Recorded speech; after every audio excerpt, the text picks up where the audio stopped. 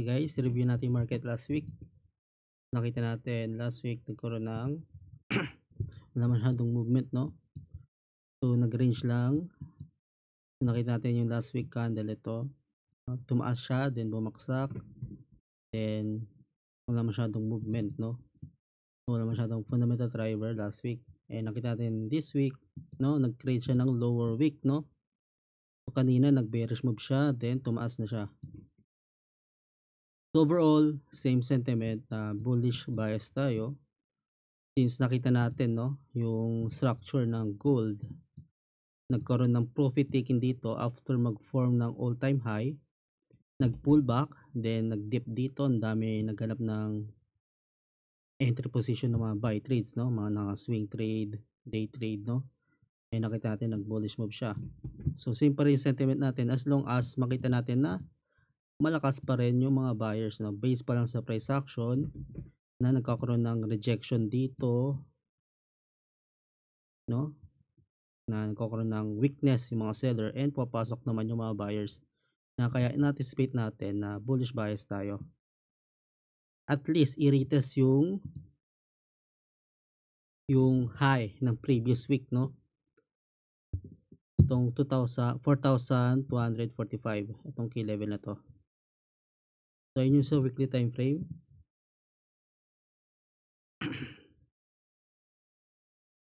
Then sa lower time frame naman nakikita natin dito, di ba? Kanina nag-hold above sa key level yung gold, no? Kaninang 2 PM, makita natin may key level tayo dito. So automatic siya lumabas, no? Then nakita natin yung bullish momentum, rejection, and pullback ng previous session, no, during Asian session to. And nakita natin nag-hold yung key level dito, then nagkaroon ng bullish momentum, no? So bullish bias tayo dito kasi nag-hold above sa key level.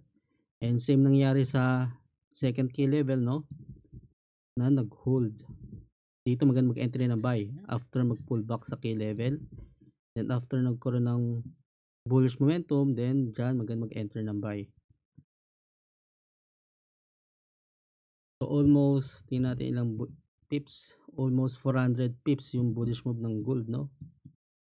So as of now, if maghanap tayo ng trades, wait tayo ng pullback, no? Pullback lower at least sa key level. So ito sa 1 hour time frame, no? Makita natin.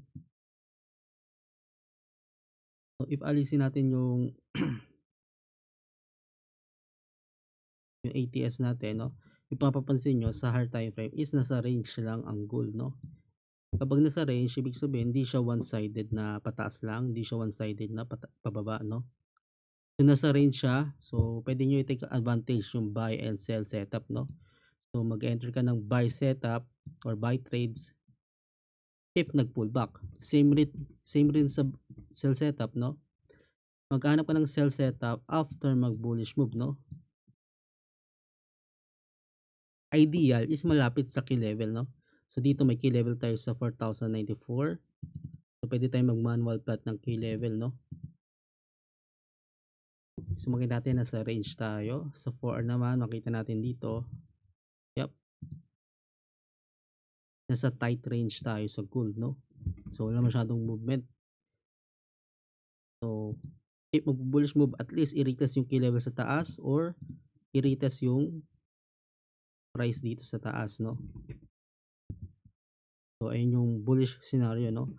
So if hindi naman mag-break sa key level na yan, possible na i-retest lang tong key level sa taas and pullback ulit pababa, no? Since nasa range tayo.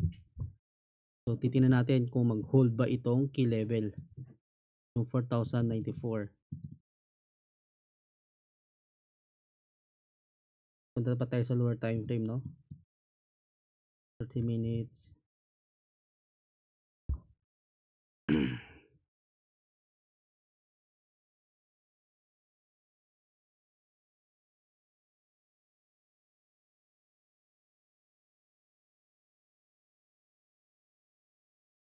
Yung anticipation is continue yung bullish move, i-retest yung key level sa taas, no?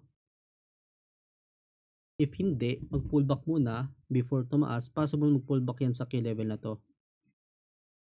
Then dito natin titingnan kung mag-hold yung key level and magkaroon ulit ng bullish move.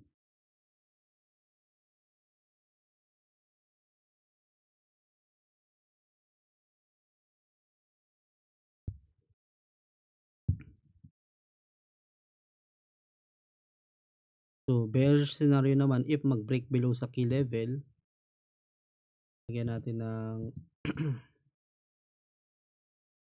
rectangle dito, yung 4,070.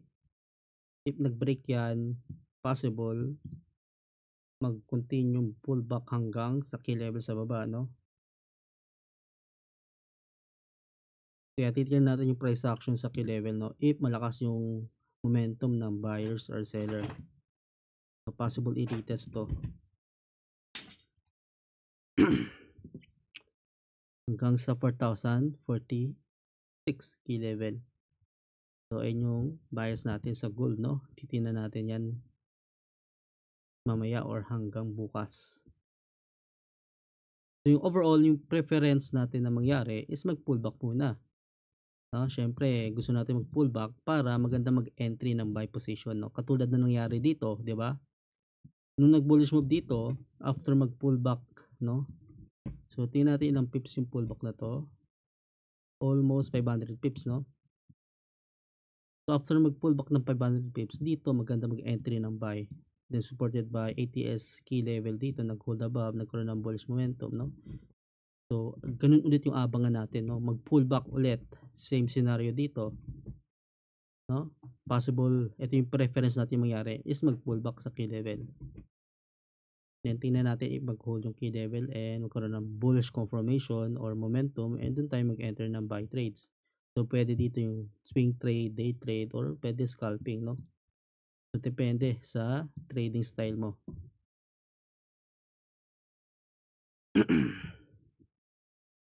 Sa Bitcoin naman, so tingnan natin sa monthly, no? Laki ng drop sa Bitcoin. Titingnan natin sa monthly time frame. Sa previous market update natin, sinabi natin na possible mag-profit taking sa all-time high ang Bitcoin. And nakita natin, nagkaroon ng profit taking dito. Makita natin yung drop, no? So, mag-end of month na for this week, no? So, next week, December na. So, possible na mag-continue yung bearish scenario or yung pullback, no? Next month. At least, i-retest ng Bitcoin yung key level sa baba. At least dito sa 77K. Kung saan may rejection, no? Gusto natin mangyari is next monthly candle mag-bearish move muna, i-retest to. Then dito magkakaroon ng rejection and possible mag-flip yung monthly candle, doon tayo maghanap ng buy trades, no? Possible mangyari yan na magkaroon ng lower wick na yun. Dito maganda maghanap ng buy trades or nag-hold kayo ng crypto or Bitcoin, no? So ayun yung magandang abangan, no? I-retest yung 77K natin sa lower time frame. Sa H4 time frame nakita natin may mga buy signal, no? So recently may buy signal dito. Nakita natin nag-bullish move, nag-hold above sa key level, may buy signal, nagkaroon ng bullish momentum, nag-hold sa key level. So right now is nagpo-pullback na ulit siya. So if mag-hold sa key level na to, makita natin may bullish confirmation, rejection sa key level, no? If mag-hold sa key level yan, possible kung continue bullish move and i-retest yung key level sa taas. So prefer natin if mag-close to yung candle na yan na bullish candle, no? Para makita natin na may momentum or may buyers na pumapasok. If malakas pa rin ang bearish momentum, possible na mag-continue yung pullback na yan hanggang dito sa previous key level.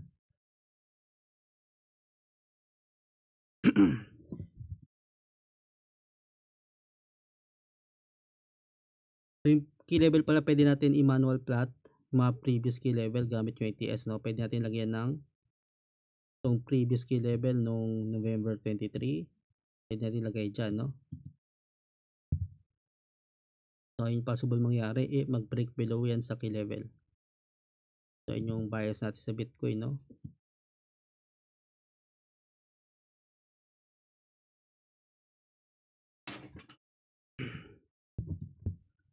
Wait lang.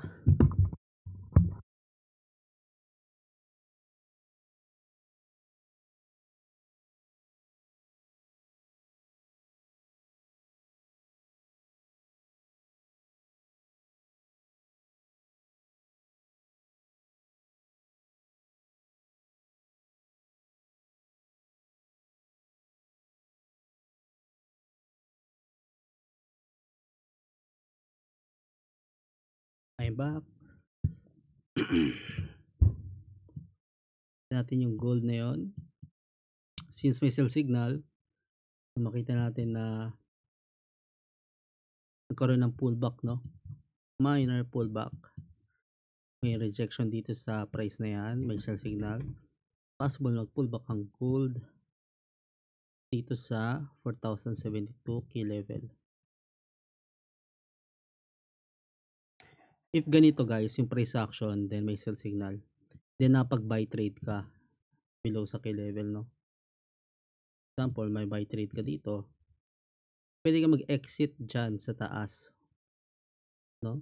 Huwag mo na hintayin na mag-pullback pa o ma-hit yung stop loss mo back if mag-continue yung bearish move 'no. Always secure profit 'no, kahit partial profit lang, kahit 50% lang ng position mo, mag-secure profit ka 'no. At least if bumalik man sa entry mo or sa stop loss mo or break even, at least napag-profit ka sa trade na 'yon.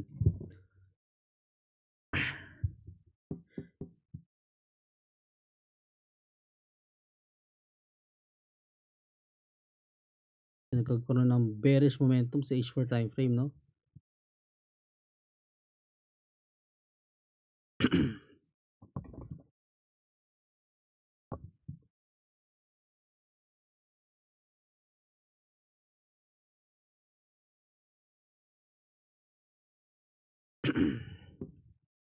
So yun lang guys sa ating market update.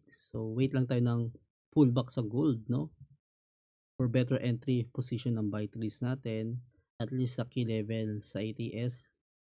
Pullback dito or yung preference natin mangyari is mag deeper pullback pa hanggang dito.